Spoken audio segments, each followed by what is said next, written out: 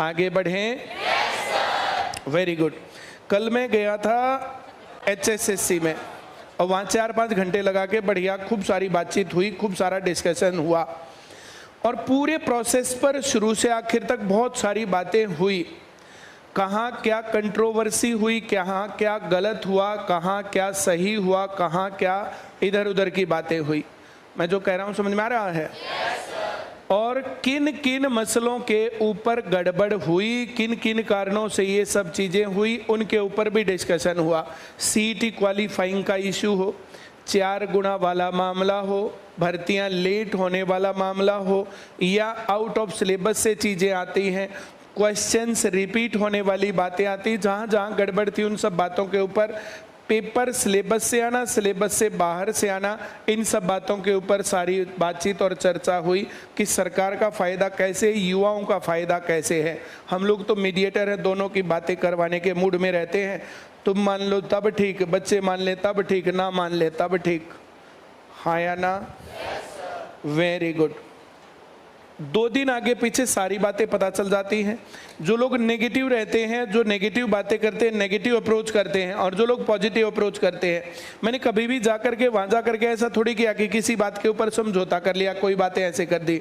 लेकिन कल उन लोगों का कहना था कि आप जैसे लोग बहुत ज़्यादा अच्छे लोग हैं जो कि बहुत अच्छा काम कर रहे हैं और यूथ का बहुत भला भी कर रहे हैं। अब जो ये सिलेक्शंस आते हैं तो कई बार मैं सिलेक्शंस की वीडियोज़ वगैरह उनके पास भेजता रहता हूँ कि देखो ये बच्चों का कहना और ये सिलेक्शन हो रहे हैं।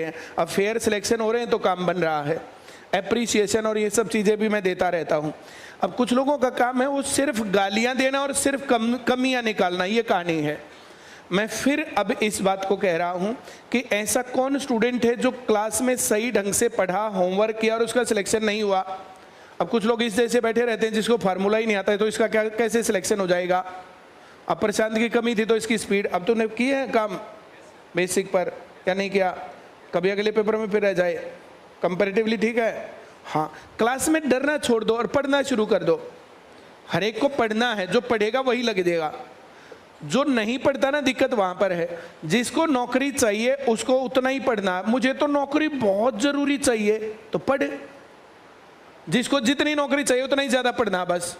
और जिसको नौकरी नहीं चाहिए क्लास बंक मारो, वैसे छुट्टियां करो, पेपर मत करो, बाकी काम मत करो, चीजों को इग्नोर मारो, उसमें क्या जा रहा है। हाँ या ना? Very good. ऐसा सवाल आते ही कुछ भी नहीं करना। 10 गुना जितनी हम लोग आज तक डिमांड्स करके आए हैं उन सभी डिमांड्स का बहुत अच्छे तरीके से डिस्कशन हुआ है, क्योंकि किरकिरी इतनी ज़्यादा होगी, बेइज्जती इतनी ज़्यादा होगी, और 2 दिन आगे पीछे समय के कालांतर में हम लोगों का इंटेंशन यही तो था कि चीज़ें और सिस्टम सुधरे। एक गड़बड़ के ऊपर बहुत अच्छी बातचीत हुई कि जो केस करते हैं और केस लटकता रहता है, HSSC प्रॉपर रिस्पॉन्ड नहीं करता है। तो इसके ऊपर भी मैंने कहा कि आप जो है इस मामले पर बहुत ज़्यादा ढीले रहते हैं और इस कारण से मामला जो है, कितने बच्चों का फ्यूचर जो हटका रखा आप लोगों ने। इस मोड पर थे। अब भर्तियां करेंगे, केस हार करके भर्ती होगी तो होती होगी तो केस हार के भर्ती करेंगे, और केस जीत करके भर्ती होती होगी तो भर्ती जीत करके करेंगे, लेकिन भर्तियां नहीं अटकने देंगे। पूरे देश में किस प्रकार के इश्यूज हुए और क्या हरियाणा में इश्यूज चल रहे हैं, उन चीज़ों के ऊपर प्रॉपर डिस्कशन हुआ, प्रॉपर बातचीत हुई और मैं सेटिस्फाइड होकर के वहाँ से आया। चीज़ें अब एक ट्रैक पर आई है, काफ़ी अच्छे ट्रैक पर। जो सही तरीके से पढ़ेगा उसी का काम बन जाएगा। और बाकी